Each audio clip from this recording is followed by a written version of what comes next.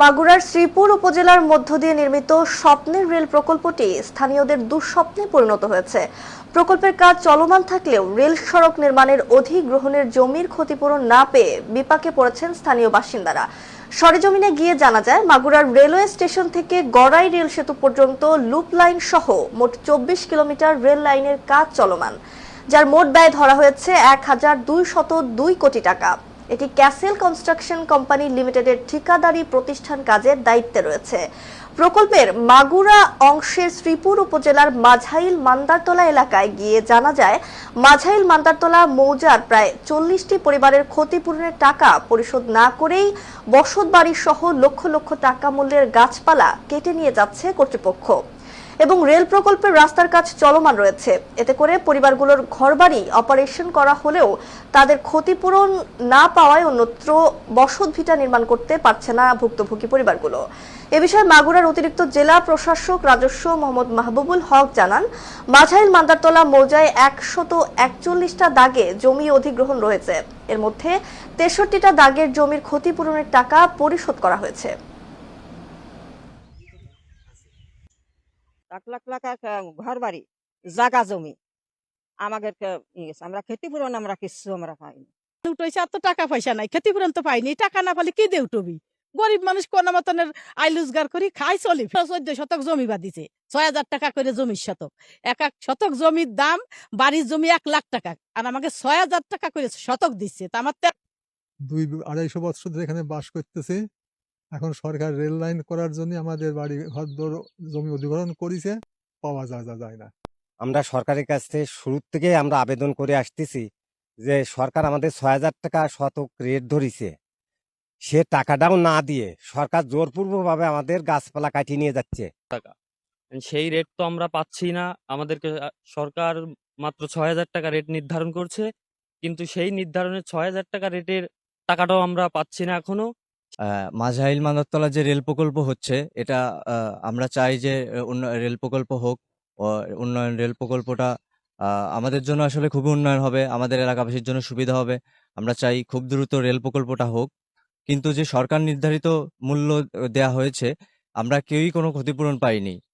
আমরা চাই যে দ্রুত ক্ষতিপূরণ দিয়ে তারপরে এই রেল প্রকল্পটা চালু হোক। ক্ষতিপূরণের টাকা দেওয়ার কথা ছিল, সে সব টাকা দেয়নি। এখনো উঠে যেতে করছে, টাকা দেবে তাই বলতেছে। ক্ষতিপূরণ দাবি চাই। আমি যেরকম ছিলাম এইরকম, আমি তো জায়গা জমি চাই। আমি এরকম পরের বাড়ি কতদিন থাকবো? ক্ষতিপূরণ অলরেডি দিয়েছি, এবং এর মধ্যে কিন্তু রেল কর্তৃপক্ষকে আমরা ওই জায়গা, সম্পূর্ণ জায়গা আমরা দখল হস্তান্তর করে দিয়েছি। যেহেতু দখল হস্তান্তর করে দিয়েছি, সেহেতু কর্তৃপক্ষ কাজ করছে। এখন কাজ করতে গিয়ে যেটা হচ্ছে যে অনেকের বাড়িঘর পড়ছে। যদি এরকম হয়ে থাকে যে কারোর বাড়িঘর পড়েছে অথচ এখনো ক্ষতিপূরণ পাওয়া বাকি আছে, সেইগুলো আমরা প্রায়োরিটি ভিত্তিতে দিচ্ছি, যে বাড়িঘরগুলো যাতে অন্তত পক্ষে তারা ক্ষতিপূরণগুলো আগে পেয়ে যায়। তো আমরা 63টাতে দাগে অলরেডি ক্ষতিপূরণ দিয়ে দিয়েছি, 11টা দাগে মামলা আছে, আর 67টা দাগে আমাদের পেমেন্ট চলমান রয়েছে।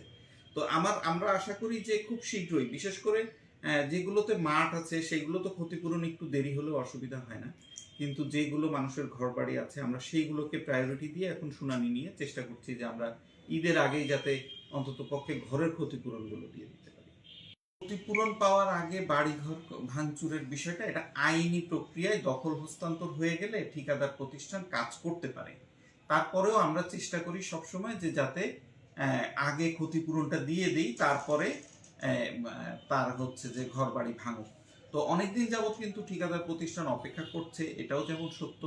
অনেকের আসলে মামলার কারণে, বিভিন্ন সময়ে বিভিন্ন জটিলতার কারণে, গ্রামের মানুষ তো তারা তো বোঝে না আসলে, অনেক ধরনের জটিলতার কারণে তাদের পেমেন্টগুলো তারা নিতেও পারছে না, আমরা দিতে পারছি না তাদেরকে পেমেন্ট। বিভিন্ন সময়ে তাদের কাগজপত্র নাই, তারা সবাই একসাথে হাজির হতে পারছে না, বন্টন করা নাই, এরকম নানান জটিলতার কারণে আসলে মানুষ ক্ষতিপূরণগুলো সময় মতো নিতেও পারেনি, আমরা দিতেও পারিনি। তো আমরা চেষ্টা করছি যে বাড়ি ঘরের ক্ষতিপূরণগুলো তো দখল অনুযায়ী যে স্পটে যিনি থাকে তাদেরকে দেওয়া হয়, এই জন্য বাড়ি ঘরের ক্ষতিপূরণগুলো আমরা দ্রুত দিচ্ছি। আপনারা যেমনটি বলছিলেন, আমি অলরেডি কথা বলেছি আমাদের জেলা প্রশাসক মহোদয়ের সাথে এবং ওই কর্তৃপক্ষের সাথে। তারা বলেছে যে যে সমস্ত ভূমি অধিগ্রহণ করা হয়েছে সেগুলোর টাকা পর্যায়ক্রমে সবাই পেয়ে যাবে ইনশাল্লাহ, এখানে কোনো ভুল নেই, টাকা পাবে সবাই। বাট পিরিয়ডিক্যালি, এবং এখানে অনেক জটিলতাও আছে, যারা কেউ কেউ মামলা করে রাখছে, কেউ ভুল তথ্য দিয়ে রাখছে, একজনের জায়গা আর একজন দেখাচ্ছে, এসব নানান ইস্যু নিয়ে এগুলো একটু লিঙ্গারিং হচ্ছে। বাট যার যার জমির টাকা সে পাবেই, এ ব্যাপারে কোনো ভুল হবে না।